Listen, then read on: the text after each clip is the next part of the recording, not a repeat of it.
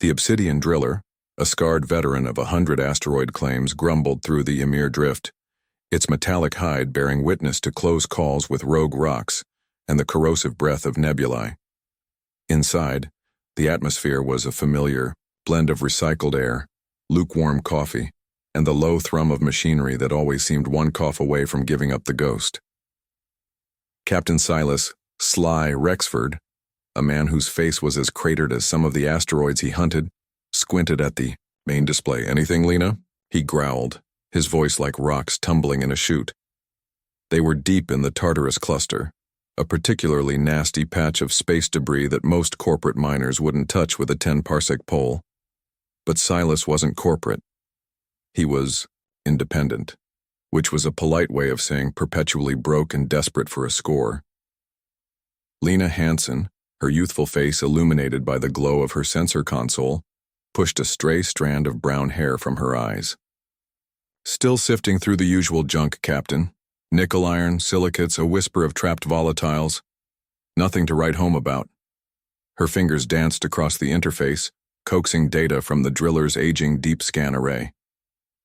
"This cluster is mostly picked over, or just plain barren." From the engine room, a string of curses in a colorful mix of Standard and Old Russian punctuated a loud clang. Drex Wrench Carter, the ship's chief mechanic and resident pessimist, appeared on the comm screen, wiping grease from his grizzled beard. "If you're planning on pushing these old girls much harder, Sly, you'd better find us something that pays for a new inertial dampener and maybe a priest to bless the engines." Silas snorted. "Always with the sunshine, Drex. Just keep us from shaking apart until we hit pay dirt." He turned back to Lena. "Widen the scan. There's gotta be something out here the vultures missed." Lena sighed but complied, pushing the sensors to their limits. The Obsidian Driller was small, but its customized scanner, largely Lena's handiwork, could sometimes sniff out anomalies others overlooked. For hours, the only returns were the disheartening signatures of low-grade ores and icy debris. Silas was beginning to contemplate turning back towards the more civilized and thus more competitive inner belt, when Lena suddenly sat bolt upright. "Captain, I've got something weird." Silas leaned forward. "Weird good or weird bad?" "Weird. Dense," Lena said, her brow furrowed in concentration. "Deep inside that big C-type designated Tartarus 734. Massive signature, metallic, but the resonance is off, not like any known ore body. And it's huge. The core reading is throwing off the gravimetrics." Drex's voice crackled over the comm again. "If it's another cursed monotite deposit, I'm spacing myself. Took us a month to scrub the ship last time." "Doesn't feel like monotite, Drex," Lena mused. "The crystalline structure. It's too uniform, too complex. Almost like manufactured, but the energy signature is flat. Dead." Silas felt a familiar prickle of anticipation. Manufactured could mean precursor artifact. Precursor artifacts, even inert ones, could mean a fortune from collectors or research institutions. "Take us in, Lena. Slow and easy. Let's see what this just another rock is hiding." The Obsidian Driller grumbled its way towards Tartarus 734, a lumpy, dark behemoth of an asteroid, scarred by eons of impacts. Lena guided them to the coordinates, indicated by the deep scan, her fingers flying as she cross-referenced sensor returns. "It's deep, Captain, at least 2 kilometers under this crust." "Well, we're miners, aren't we?" Silas said, a rare grin cracking his weathered face. "Time to drill. Drex, get the main bore ready. Let's see if we can't crack this egg." As the powerful mining lasers and drills of the Obsidian Driller began their slow, methodical work, biting into the dark rock of Tartarus 734, none of the crew imagined they were about to disturb something that had slept for millennia, something that would change their fortunes and the fate of an entire civilization in ways they couldn't possibly comprehend. To them, it was just another rock, hopefully one filled with treasure. Days blurred into a monotonous cycle of drilling, scanning, and repositioning the Obsidian Driller as it burrowed deeper into Tartarus 734. The asteroid's crust was unexpectedly tough, laced with veins of hardened chert that blunted drill bits and reflected laser energy with stubborn resolve. Drex was a permanent fixture in the engine room or supervising the drill head, muttering about stress fractures and power fluctuations. "This better be worth more than its weight in platinum, Sly," he'd grumbled during one particularly frustrating shift change, holding up a fractured laser-focusing crystal. "We're burning through consumables and spare parts like a politician through promises." Silas, fueled by coffee and a growing obsession, just waved him off. "Patience, Drex. Big scores take big effort." But even his resolve was being tested. The anomaly was proving incredibly difficult to reach. Lena, however, was in her element, a detective piecing together clues from the faint whispers her sensors picked up. "The object, it's not just dense, Captain, it's layered. Almost like an onion, but the layers are emitting faint, complex energy patterns when our drills get close. Nothing active, more like residual echoes. And the material isn't just metallic. It's got organic and crystalline structures interwoven. I've never seen anything like it." "Can you get a sample with the core drill?" Silas asked. Lena shook her head. "Negative, it's too cohesive. The drill just skates off it, or the energy feedback scrambles the telemetry. It's like it actively resists direct sampling." They finally broke through into a vast, natural cavern deep within the asteroid, a void carved out by some ancient outgassing or geological event, and there, dominating the cavern, was the source of the strange readings. It wasn't a mineral deposit. It was a colossal spire, easily 300 meters tall, embedded at an angle in the far wall of the cavern. Its surface was a dark, obsidian-like material, but shot through with veins of what looked like frozen light, pulsing with an almost imperceptible slow rhythm. It was clearly artificial, its lines too precise, its form too intentional for any natural process. The Chronos Spire, sweet mother of meteors. Silas breathed, staring at the image relayed from their forward sensor drone. "Magnificent," Lena whispered, her eyes wide. "Captain, this is beyond anything we could have imagined." Drex, for once, was silent, his jaw slack as he peered over Lena's shoulder at her console. Their initial attempts to interact with the spire were met with an unyielding silence. Laser cutters designed to slice through tons of rock barely scratched its surface. Small kinetic charges intended to break rock free detonated with muffled thuds, leaving no discernible mark. It was as if the spire absorbed their efforts with disdainful indifference. "It's like trying to bite a neutron star," Silas grumbled after a particularly fruitless attempt to dislodge what looked like a smaller jutting segment. Lena, meanwhile, had been trying to interface with it, more subtly. She jury-rigged a narrow-band EM projector from a spare communications array and began pulsing focused energy sequences at the spire, hoping to elicit a response, or at least get a clearer internal scan. "I'm getting resonance feedback, Captain. Very complex. It's like it's listening, but it doesn't understand our language, or it's waiting for a specific key." During one such attempt, she modulated the frequency of her diagnostic pulse to match a particularly strong resonant echo she detected earlier. As the pulse hit a specific point on the spire's surface, a nexus of the light-filled veins, a section of the obsidian structure suddenly glowed with a brief, intense blue light. It was gone in an instant. "Whoa, did you see that?" Lena exclaimed. Silas, who'd been watching impatiently, grunted. "See what? Another blip on your screen?" "No, a light. On the spire itself. It flashed right where the beam hit." Drex, monitoring from engineering, chimed in. "Probably just some weird space quartz catching the beam, kid. This whole rock is giving me the creeps." Lena was sure it was more than that, but the spire remained stubbornly inert to her follow-up attempts. The flash, however, had lodged itself in her mind, a tiny, intriguing anomaly on the surface of an already massive one. It was a puzzle, and Lena Hansen loved puzzles.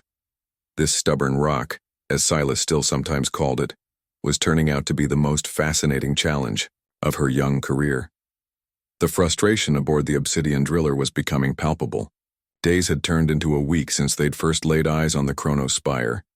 and they were no closer to claiming it, sampling it, or even understanding it.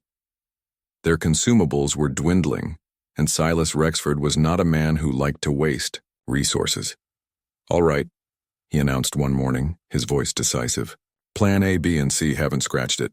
Time for Plan D, D for decisive action." Drex looked up from a schematic of their overburdened power conduits. "If decisive action involves anything that might blow us all to relativistic confetti, I'm voting no."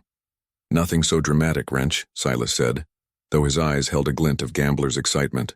"We can't move it whole, we can't chip pieces off it easily. But maybe we can sever its connection to the asteroid core. A series of precisely placed shaped charges along its base. Enough to break it free, let it float clear so we can get a better look.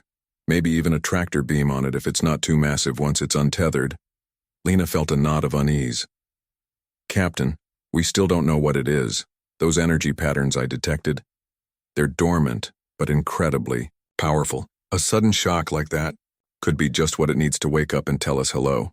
Silas finished, a touch impatiently. "Or it'll just be a big, inert lump we can finally tag and tow. Lena, I want you to analyze the stress points where it meets the rock. Pinpoint the optimal locations for the charges. Drex, get those mining charges prepped. Maximum yield we can safely use in this cavern." Drex grumbled but knew better than to argue when Silas used that tone. Lena, despite her reservations, threw herself into the task, her analytical mind intrigued by the challenge. She identified 5 key nexus points where the spire seemed to be anchored most deeply. She also noted that one of these points was near the area where she'd seen the brief blue flash.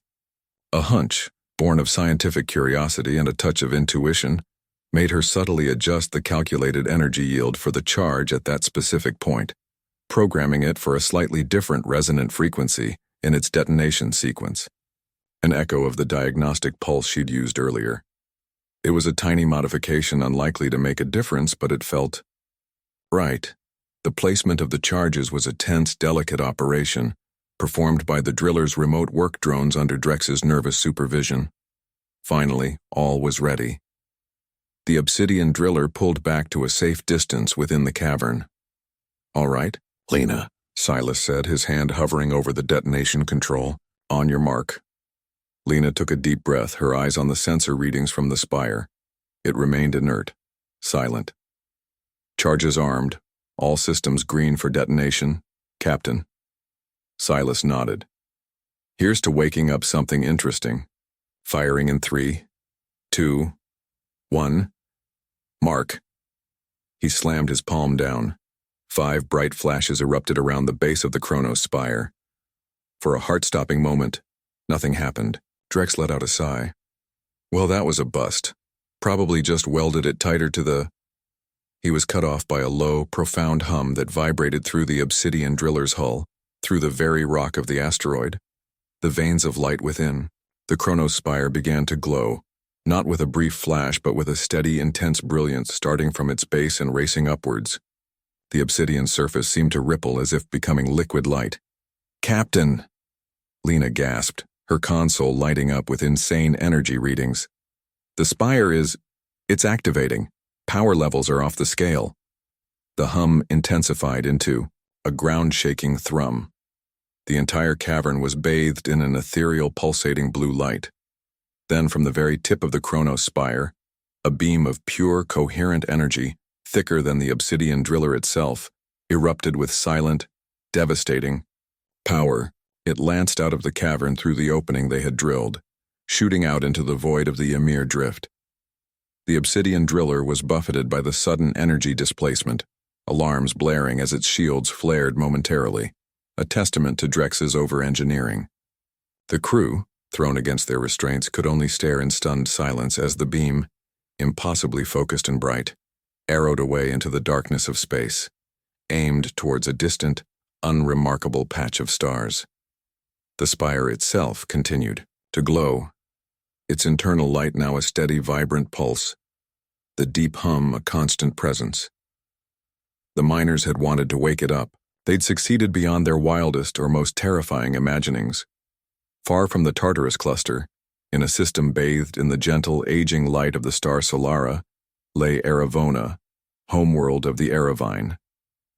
Its cities were graceful spires of pearlescent material that seemed to grow from the landscape, interwoven with lush bioluminescent flora. The Aeravine themselves, tall avian beings with iridescent plumage that shifted in color with their moods in the ambient light, were an ancient race, their culture steeped in millennia of art, philosophy, and science. But for generations, a shadow had been falling over Aeravona. Their beloved Solara, the star that had nurtured their civilization, was dying, not in the slow, predictable way of stellar evolution, but prematurely, its light dimming, its energy output becoming erratic due to a creeping, little-understood stellar sickness. Despair had become a quiet, pervasive undercurrent in Aeravine society. Their science, once vibrant, had stagnated, bound by tradition and the weight of countless failed attempts to halt Solara's decay. At the Grand Observatory of Aeravona, nestled high in the Crystal Spine Mountains, a young Aeravine scientist named Ymir Drift was on duty. Her plumage, normally a vibrant sapphire and emerald, was a muted indigo, reflecting her own quiet sorrow for their star.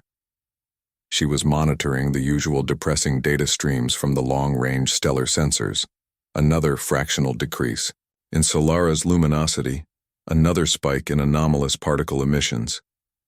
Suddenly, an alarm, one she had only ever heard in simulations, chimed softly through the observatory. It was the alert for an unidentified high-energy phenomenon. Lyra's head snapped up, her heart fluttering in her feathered chest. Her slender fingers flew across her crystalline control panel. The display shifted, showing a narrow, incredibly powerful beam of coherent energy originating from the distant, largely ignored Ymir Drift, a region known only for its chaotic asteroid fields and ancient stellar nurseries. This beam was not aimed randomly. It was arcing through space with impossible precision, directly towards Solara. Disbelief warred with a surge of adrenaline. She triple-checked the readings. Dalekit energy signature was unlike anything in their vast archives. It was potent, stable, and possessed a resonant frequency that felt almost familiar, like a forgotten melody from their deepest myths. Then the beam impacted Solara's chromosphere. There was no explosion, no violent reaction. Instead, where the beam touched the star, the roiling, sickly surface began to calm. The erratic flickering lessened. Spectrographic analysis showed a subtle but undeniable shift. The anomalous particle emissions were decreasing, and the star's core temperature showed a minute, almost imperceptible, but definite rise towards its former healthy state. "Hi, luminary," Lyra breathed into her comm, her voice trembling. "You must see this. Sector Gamma 7, the Ymir Drift, Solara, High Luminary Valerius, the most senior elder of Aeravona, arrived at the observatory with an escort of equally esteemed council members. Their plumage, in somber grays and deep violets, reflected the gravity of their long vigil. Valerius, whose feathers were the color of ancient amethysts, listened with measured calm as Lyra presented her findings, her voice gaining strength as she detailed the impossible event. "A beam? From the forsaken Ymir Drift?" one elder questioned, his voice a skeptical whisper. "Preposterous. A sensor ghost, perhaps." "The readings are confirmed across multiple arrays." "Honored one," Lyra insisted, her sapphire feathers ruffling, with conviction. "And Solara?"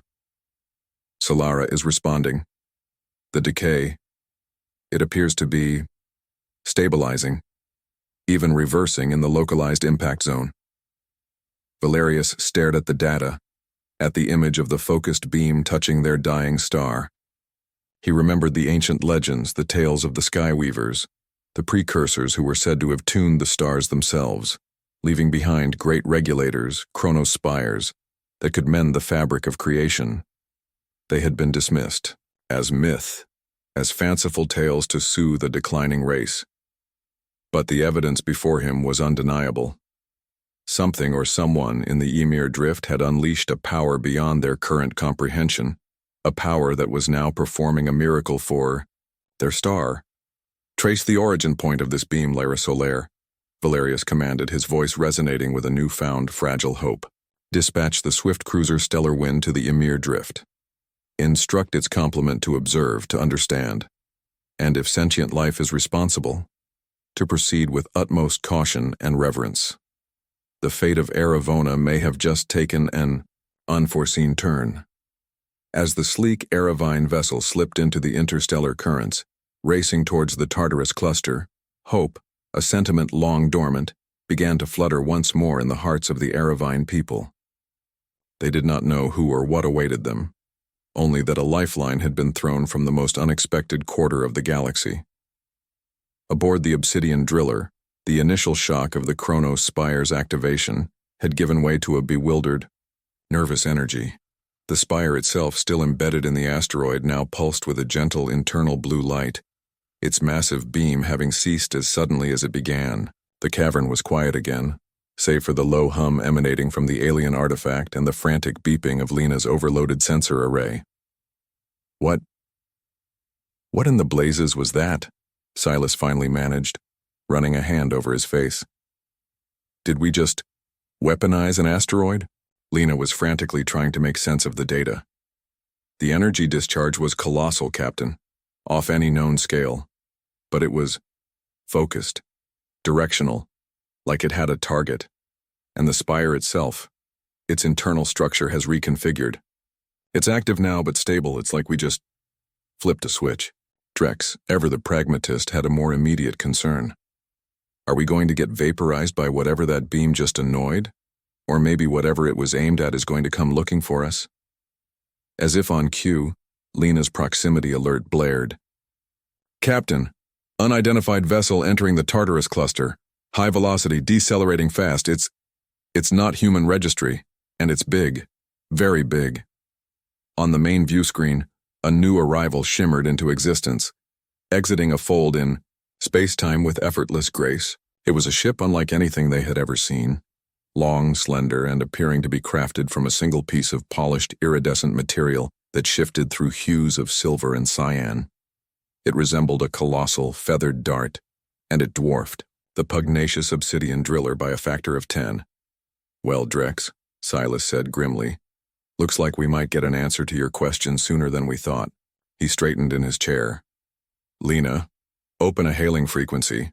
Standard peaceful greeting. Let's not give them any excuse to be trigger-happy. A moment later, a voice echoed through the driller's bridge, not in standard, but in a complex series of melodic chirps, resonant tones, and clicks. Lena's universal translator, a cobbled-together piece of software she was immensely proud of, struggled for a moment, then began to output a translation, albeit with a slight delay and an oddly formal syntax. Identify yourselves, voyagers of the Ymir Drift. You have trespassed into a region of significant emanation. State your purpose and the nature of the artifact you have disturbed.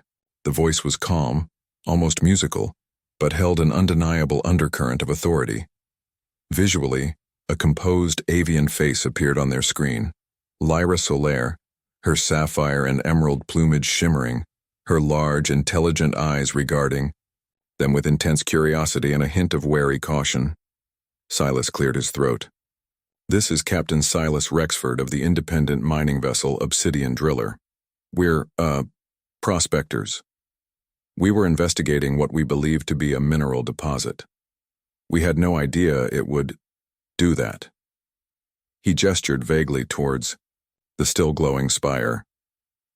Lena leaned into her comm. Greetings, I am Lena Hansen, Technical Officer. The device you refer to. We were attempting to understand its composition. Its activation was unintentional. We assure you, no hostility was intended. On the Aeravine ship, Lyra Solara exchanged a look with her bridge commander. The beings on the screen, rugged, clad in worn work clothes, their vessel clearly, an industrial platform rather than a warship, looked utterly bewildered. Their explanation was simplistic to the point of being absurd, given the magnitude of the event they had triggered. Your investigation has resulted in an energy phenomenon of galactic significance, Lyra Solara stated, her gaze unwavering. The Chronos Spire has awakened. Do you comprehend the meaning of this? Silas, Lena, and Drex exchanged baffled glances. Chronos Spire? Silas repeated. Look, miss. We just thought it was a valuable rock. A very stubborn, very weird rock. We don't know anything about any Chronos Spire. The Aeravine scientist tilted her head, a delicate avian gesture of perplexity. These beings, who had apparently stumbled upon and activated one of the most legendary artifacts of the precursor races, seemed genuinely oblivious to its purpose, its power, or the ancient civilization that was now holding its collective breath, wondering if these crude-looking newcomers were saviors or destroyers. The situation was far stranger, and potentially far more delicate than she had anticipated. The initial, stilted communication between the Obsidian Driller and the Aeravine scout ship, the Stellar Wind, slowly evolved. Lyra Solara, leading the Aeravine contact team, found the humans' consistent claims of ignorance both baffling and, against all her cultural instincts, increasingly believable. Their ship's logs, which Silas reluctantly shared after some persuasion, corroborated their story. They were indeed lowly asteroid miners who had stumbled upon something far beyond their comprehension. A larger Aeravine vessel, the cruiser Aeravona, Hope, arrived a day later, bearing High Luminary Valerius himself. The elder Aeravine leader, his amethyst plumage radiating a serene but profound authority, requested a direct visual link with Captain Rexford. Captain Silas Rexford, Valerius began, his translated voice a gentle baritone, rich with the resonant undertones of his species. My scientist, Lyra Solara, informs me that your activation of the great artifact you encountered was serendipitous. Silas, feeling acutely out of his depth but determined to maintain a modicum of dignity, nodded. High Luminary, like we said, we were just doing our job. We certainly didn't mean to cause any trouble, or whatever it is. We did. Valerius's large, dark eyes seemed to hold an ancient sadness, now mingled with a dawning wonder. Trouble, Captain. You have caused no trouble. You have, by your serendipitous actions, potentially saved our entire civilization from a slow, inevitable extinction. The three humans on the driller's bridge stared at the Aeravine leader, stunned into silence. Drex, who had been nervously polishing a wrench, actually dropped it with a clang. Save your civilization? Lena finally managed, her voice barely a whisper. Indeed, Valerius affirmed. He gestured, and the view screen behind him changed to show a breathtakingly beautiful star, Solara, its surface marred by dark, spreading blemishes and erratic flares. This is Solara, our sun. For centuries, it has been succumbing to a premature decay, its light failing, its life-giving warmth diminishing. Our greatest minds, for generations, have sought a cure, a way to halt this decline. All efforts have failed. He paused, his gaze sweeping over the human crew. Our most ancient legends, dismissed by many as mere folklore, spoke of the Skyweavers, a precursor race who seeded the galaxy with great regulators, artifacts of immense power capable of mending the very stars. They called them Chronos Spires. We believe them to be myths or artifacts lost to the deep past, their secrets beyond our reach. The view shifted again, showing the beam of energy lancing from the spire in their asteroid cavern, connecting with the ailing Solara. The dark blemishes on the star's surface where the beam touched were visibly receding, replaced by healthy, vibrant stellar fire. The device you awakened, Valerius continued, his voice filled with emotion, is one such Chronos Spire. The energy beam it emitted is already beginning to heal Solara, to restore its balance, an act we Aeravine, with all our knowledge and history, had deemed impossible. Silas slumped back in his command chair, utterly flabbergasted. The stubborn, weird rock they'd been blasting and poking at, a galactic life support system? You mean, that thing, it's fixing your sun? Precisely, Lyra Solara interjected gently, her own iridescent plumage reflecting a hopeful blue. We Aeravine have known of the theoretical existence of such devices. We even had fragmented data suggesting one might lie dormant within the Ymir Drift.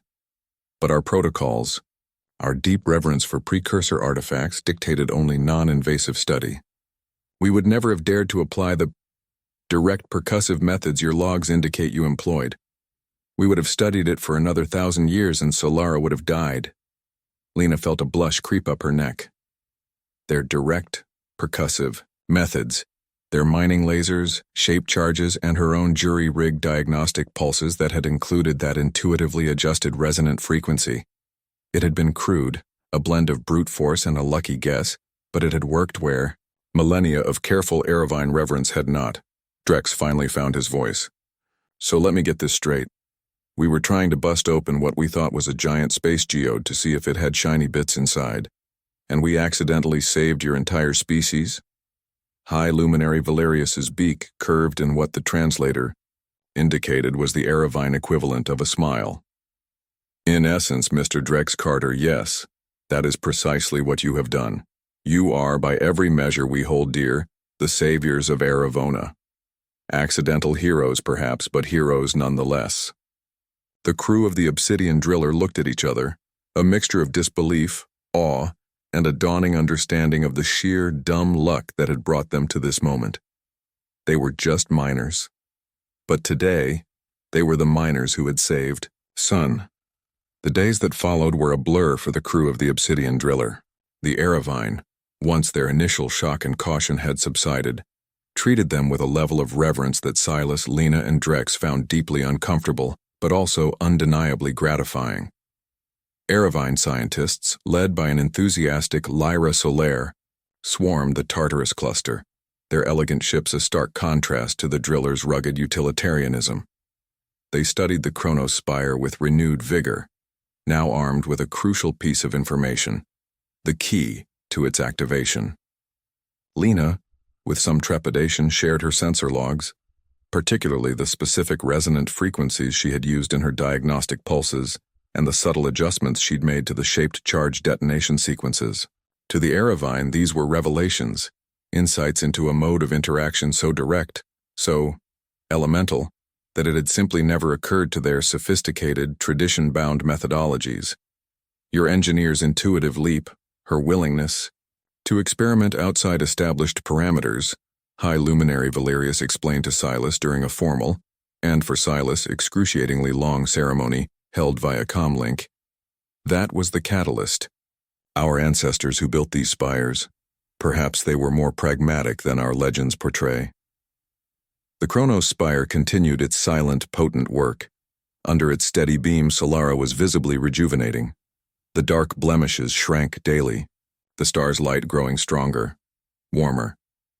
A new luster was returning not just to the star, but to the Aeravine people themselves.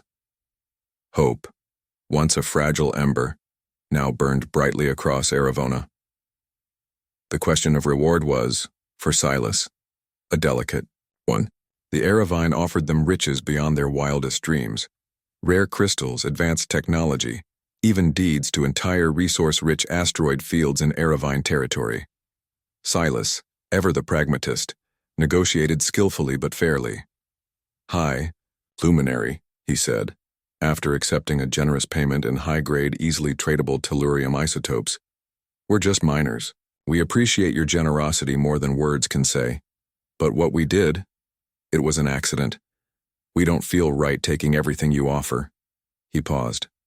However, a long-term contract for, let's call it, specialized mineral acquisition in hard-to-reach places, that we'd be interested in.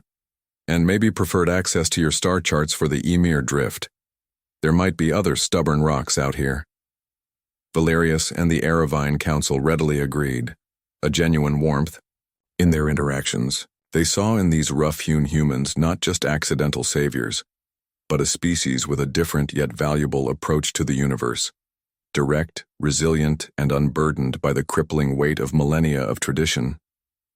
Lena found herself in long, fascinating discussions with Lyra Solara, exchanging knowledge about sensor technology, energy resonance, and even basic linguistic structures. Lyra was eager to learn about human problem-solving, while Lena was awed by the depth and elegance of Aeravine theoretical science. A bridge of genuine intellectual curiosity was being built between two vastly different minds. Drex, for his part, was simply relieved they weren't being dissected or blamed for nearly blowing up a galactic artifact. He even managed to trade some of the driller's more robust, if primitive, tool designs for schematics of Aeravine shield emitters, muttering about finally being able to keep the captain from getting us all killed quite so easily. As the Obsidian Driller finally prepared to leave the Tartarus cluster, its hold significantly lighter in worthless rock but heavier in valuable isotopes, its crew watched the Chronos Spire, now under careful Aeravine stewardship, continue its life-giving work.